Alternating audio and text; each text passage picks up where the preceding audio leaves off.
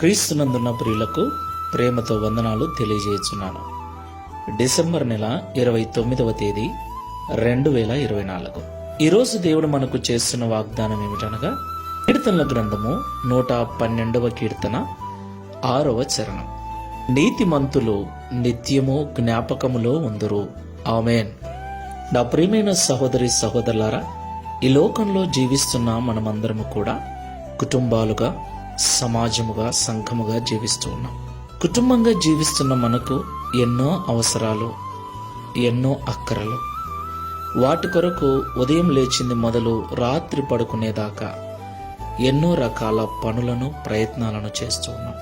ప్రియులారా, మన అక్కరలో, మన అవసరతలలో, మన పనులలో, మన ప్రయాణాలలో దేవుడు మనలను జ్ఞాపకం చేసుకోవాలి అంటే మనము నీతిమంతులమై ఉండాలి. దేవుడు జ్ఞాపకం చేసుకుంటే ఏమవుతుంది?